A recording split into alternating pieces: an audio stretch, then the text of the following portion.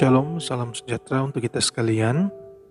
Tentunya kita bersyukur atas kasih, pertolongan, dan anugerah Tuhan dalam kehidupan kita. Berjumpa lagi dengan channel Renungan Kristen bersama saya, Winsi Mandagi. Saat ini saya mengajak kita untuk membaca serta merenungkan satu bagian dari firman Tuhan yang saya ambil dalam kitab Ibrani pasalnya yang keempat, ayat 15 dan ayatnya yang ke-16. Sebab imam besar yang kita punya bukanlah imam besar yang tidak dapat turut merasakan kelemahan-kelemahan kita. Sebaliknya sama dengan kita, ia telah dicobai, hanya tidak berbuat dosa. Sebab itu marilah kita dengan penuh keberanian menghampiri tahta kasih karunia, supaya kita menerima rahmat dan menemukan kasih karunia untuk mendapat pertolongan kita pada waktunya. Saudaraku yang dikasihi Tuhan, sifat manusia memang berbeda-beda. Ada orang yang ketika berbuat dosa, dia langsung menyesal, bahkan malu dan tidak berani lagi untuk membaca firman, apalagi berdoa kepada Tuhan. Ada juga orang yang ketika didapati berbuat dosa, dia membela diri mati-matian, karena tidak mau sifat buruknya diketahui oleh banyak orang. Ada juga orang yang ketika berbuat dosa, dia tidak memiliki rasa malu dan takut, karena hal itu sudah dianggap biasa. Bahkan ketika dalam persekutuan ibadah, dia berdoa tanpa ada rasa malu, tanpa memohon terlebih dahulu pengampunan dari Tuhan atas dosa dan kesalahan yang dia lakukan. Nah, saudaraku yang dikasihi Tuhan, inilah realita hidup manusia saat ini. Dalam konteks perjanjian lama, kita banyak membaca di mana umat Tuhan datang ke bait suci setiap tahun untuk mempersembahkan korban penebusan dosa melalui imam. Tetapi ada sebagian imam yang hidup dalam kemewahan. Mereka menikmati korban yang dibawa oleh para umat Tuhan tanpa memahami pergumulan dan penderitaan umat Tuhan yang sesungguhnya. Itulah sebabnya Yesus Kristus datang sebagai imam besar yang sangat berbeda. Karena Yesus pun turut mengalami penderitaan yang sangat dahsyat. Bahkan dia rela mengorbankan dirinya di atas kayu salib untuk menebus dosa-dosa kita, agar dia mengerti penderitaan yang kita alami, walaupun dia sendiri tidak berbuat dosa.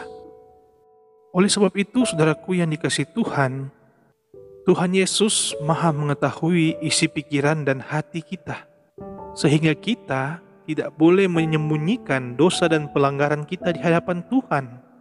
Janganlah kita takut untuk menghampiri tahta Tuhan ketika kita terjatuh dalam dosa. Kita minta pengampunan dari Tuhan, agar Tuhan selalu menyucikan kehidupan kita.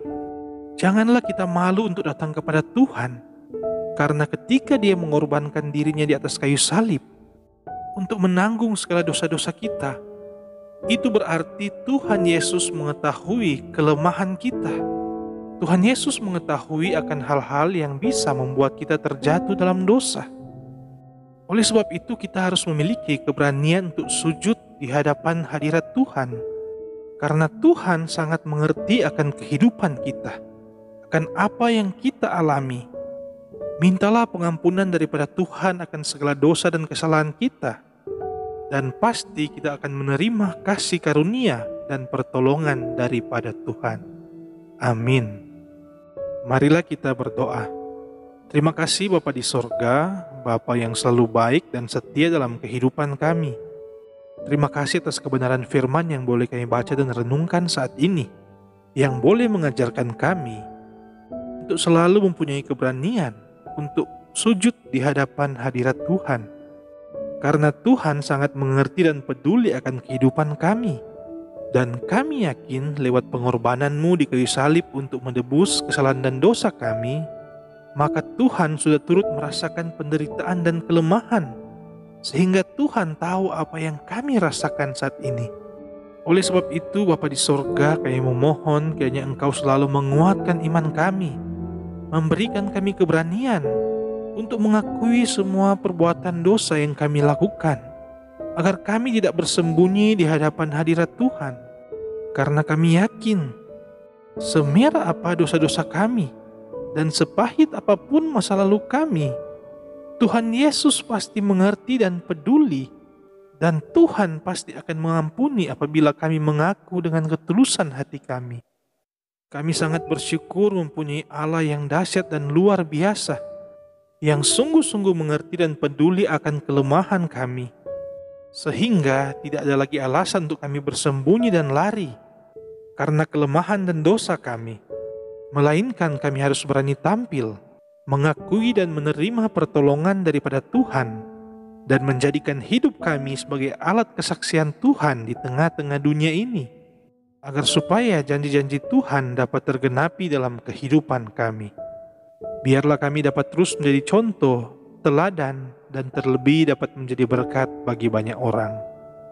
Terima kasih Bapa di sorga. Inilah doa permohonan serta ucapan syukur kami yang kami bawa dan alaskan dalam nama Tuhan Yesus Kristus, Juru Selamat kehidupan kami. Amin. Kiranya renungan ini dapat memberkati kita sekalian, dan jangan lupa tekan like, komen, dan subscribe. Dan marilah kita bagikan renungan-renungan dalam channel ini agar dapat memberkati banyak orang.